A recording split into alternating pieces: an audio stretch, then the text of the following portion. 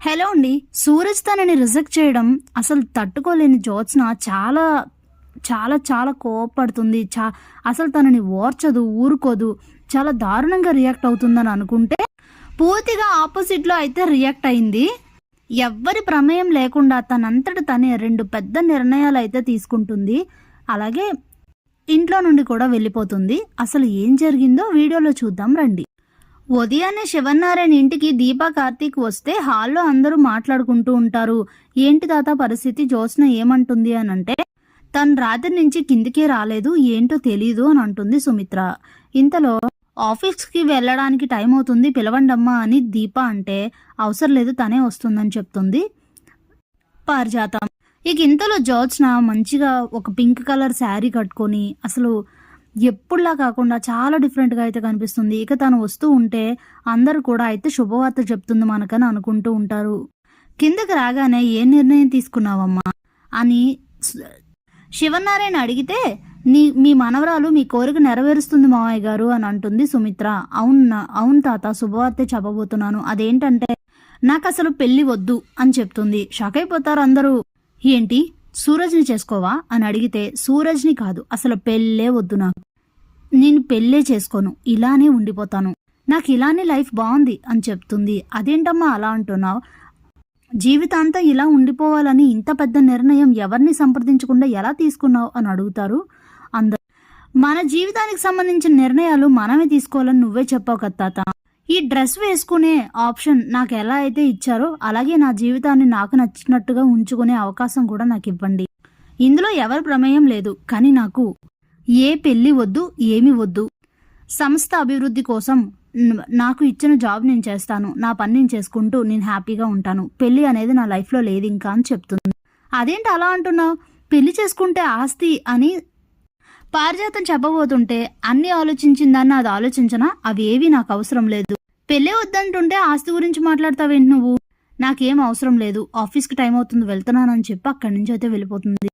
ఇక దీపా కార్తీక్ కూడా ఆఫీస్కి అయితే బయలుదేరతారు. ఇక వెళ్తూ మాట్లాడుకుంటూ ఉంటారు. ఏంటి బావా ఇంత పెద్ద ట్విస్ట్ ఇచ్చింది అని అంటే, అది నాకు అర్థం కావట్లేదు, జ్యోత్స్నలో చాలా పెద్ద మార్పు కనిపిస్తుంది, అసలు ఇంతకు ముందులా లేదు, నిన్న సూరజ్ చెప్పిన మాట తర్వాత చాలా మారిపోయింది, ఇంత మార్పు నేను ఎప్పుడు జ్యోత్స్నలో చూడలేదు అని చెప్తాడు. ఇంతలోనే ఆఫీస్ వస్తుంది, అందరూ లోపలికి అయితే వెళ్ళిపోతారు. జ్యోత్స్న ఇంతకు ముందులా గోలగోల చేయకుండా సూరజ్ని కూడా ఏమీ అనకుండా తన పని అయితే తను చేసుకుంటూ ఉంటుంది. ఇచ్చిన వర్క్ ని ఇన్ టైంలో కంప్లీట్ చేస్తూ ఉంటుంది. అదంతా చూస్తూ కార్తీక్ దీపాలకి మైండ్ అయితే పోతుంది. ఇక జ్యోత్స్న ఏదో ఫైల్ ఇవ్వడానికి దీపా దగ్గరకు వస్తే, ఇక దీపా కార్తీక్ అయితే తనతో మాట్లాడాలని డిసైడ్ అవుతారు. జ్యోత్స్న ఒక్క నిమిషం ఆగు, అసలు నీకేమైంది, ఎందుకు ఇలా మారిపోయావని అయితే అడుగుతారు.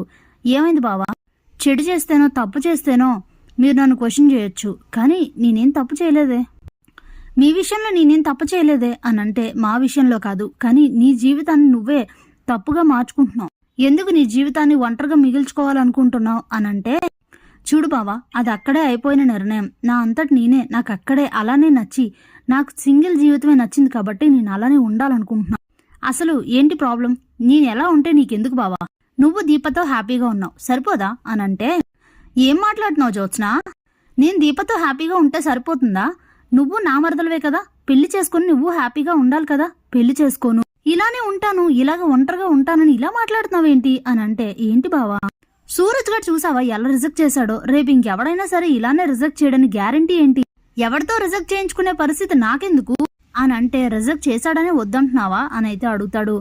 రిజెక్ట్ చేశాడని కాదు, నా మనసు నాకు ఇదే చెప్పింది, ఎందుకో తెలీదు, నాకు అసలు పెళ్ళంటే ఇష్టం లేదు, పెళ్లి మీద విరక్తిగా ఉంది, నేను ఇలానే సింగిల్గా ఉంటా, హ్యాపీగా ఉంటా, ఎవ్వరికి సమాధానం చెప్పే అవసరం ఉండదు, పెళ్లి చేసుకుంటే బోల్డ్ తలనొప్పులు, ఇలానే ఉంటే హ్యాపీగా ఉండొచ్చు, నా వర్క్ నేను చేసుకోవచ్చు, సంతోషంగా ఉండొచ్చు, ఏ బాధ్యతలు మన నెత్తి మీద ఉండవు, అది చాలే బావ నాకు అని అంటే, అది కాదు జ్యోత్స్న అని అయితే దీప కూడా చెప్పబోతూ ఉంటుంది. అసలు ఏంటి మీ బాధ, ఇన్నాళ్ళు నేను మీకు అడ్డంగా ఉన్నానని బాధపడ్డారు, ఇప్పుడు నేను మీకు అడ్డం కాదు, నేను బావని కూడా, నేను మిమ్మల్ని కూడా ఏమీ ఇబ్బంది పెట్టను, బావ కూడా నాకు కావాలని ఏమీ అడగను దీప, ఎందుకు ఇబ్బంది పడుతున్నారు మీరు, ఓహో నాకు ఇప్పుడు అర్థమైంది, నేను ఇలానే పెళ్లి చేసుకోకుండా ఉంటే నువ్వు ఇంటి వారసురాలు అని చెప్పడం ఎలా, అది కష్టమనా, వాటన్నిటికి కూడా నేనే సొల్యూషన్ చేస్తానులే అని చెప్పి సాయంత్రం అయితే మళ్ళీ దీపా కార్తీక్లను తీసుకుని ఇంటికైతే వస్తుంది జ్యోత్స్న. ఇక హాల్లోకి అందరినీ పిలుస్తుంది. ఏమైందమ్మా అని అడిగితే మీ అందరితో ఇంపార్టెంట్ విషయం చెప్పాలి, ఇక్కడే ఉండండి అని అయితే చెప్తుంది. మళ్ళీ ఏం బాంబు పేలుస్తుందో అనుకుంటూ ఉంటుంది పారిజాతం. ఇక ఇంతలో పైకి వెళ్ళి కిందకి తన రూమ్ లోకి వెళ్ళి కార్తిక్ అగ్రిమెంట్ పేపర్ తీసుకొచ్చి కార్తిక్ చేతిలో పెట్టి, ఇదిగో బావా, ఈ రోజుతో నీ అగ్రిమెంట్ క్యాన్సిల్ అయింది. నీకు నచ్చిన లైఫ్ నువ్వు లీడ్ చేయొచ్చు. అసలు నీకు నాకు అగ్రిమెంట్ కి ఎలాంటి సంబంధం లేదు. నీ ముందే చించేస్తున్నానని చించి పడేస్తుంది. ఏంటి ఇలా మారిపోయింది ఇది అని అనుకుంటూ ఉంటుంది పారిజాతం.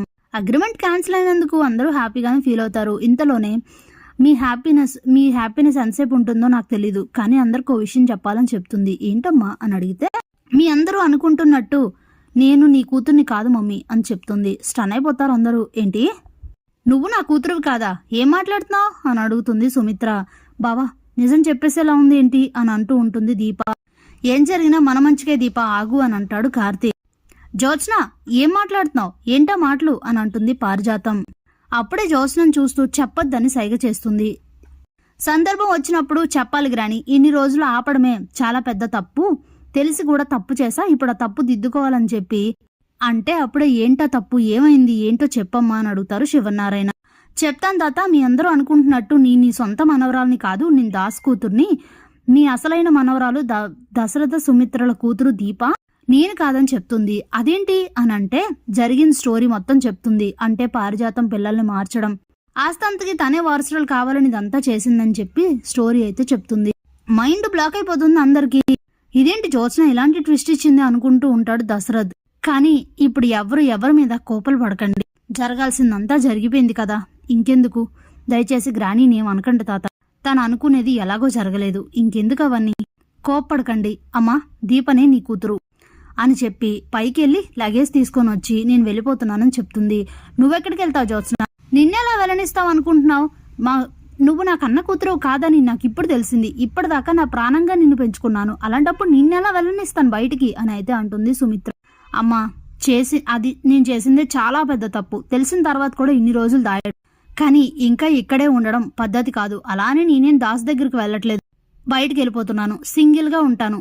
కానీ మీ అందరు నాకు చేయాల్సిన హెల్ప్ ఏంటంటే మన కంపెనీలోనే జ్యోత్స్న రెస్టారెంట్స్లోనే నాకు ఇచ్చిన వర్క్ చేస్తాను, అందులో వచ్చే శాలరీ నాకు ఇవ్వండి చాలు, నా లైఫ్ నేను హ్యాపీగా బతికేస్తాను అని చెప్పి ఎవరు చెప్పినా వినకుండా అక్కడి నుంచి అయితే వెళ్ళిపోతుంది జ్యోత్స్న. ఇంట్లో అందరూ చాలా బాధపడతారు. సుమిత్ర చాలా ఏడుస్తూ ఉంటుంది. Thanks for watching.